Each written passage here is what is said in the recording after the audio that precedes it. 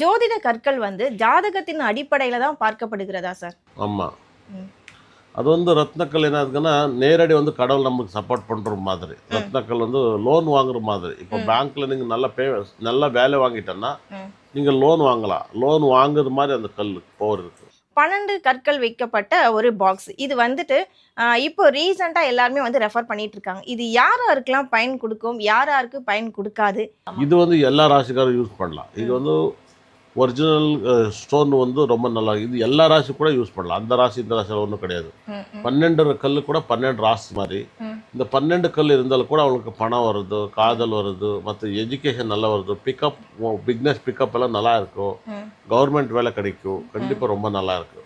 இத வீட்லயும் வச்சுக்கலாமா? ஆஃபீஸ்லயும் வச்சுக்கலாமா? காரு கூட வச்சுட்டு போகலாம். கார்லயும் வச்சுக்கலாம். ஆனா இவ்ளோ பெரிய பாக்ஸ் வந்து கார்ல நம்ம சார் வைக்கிறது. பின்னாடி இடம் இருக்கு. கார் வந்து ரொம்ப பாசிட்டிவ் இருக்கு. எப்போ ஒரு நல்ல ம். பிக்னஸ் பண்றீங்க, ம். 4 பேர் உட்காந்து நெகட்டிவ் பேசுவார். இது கூட இருந்தால் அது காரெல்லாம் பாசிட்டிவ் ஆகிடும். பாசிட்டிவ் வைப்ஸ் வரும். பாசிட்டிவ் வரும். ம். ம். பாசிட்டிவ்காக தான் இந்த கல் எல்லா மலையும் கூட கடவுள் எல்லாம் மலை மேலே தான் இருக்கிறார். எல்லாம் அந்த கல் மேலே தான் இருக்கிறார் அவரு கூட. ம். அதனால தான் கடவுள் கூட பாசிட்டிவ் வருது.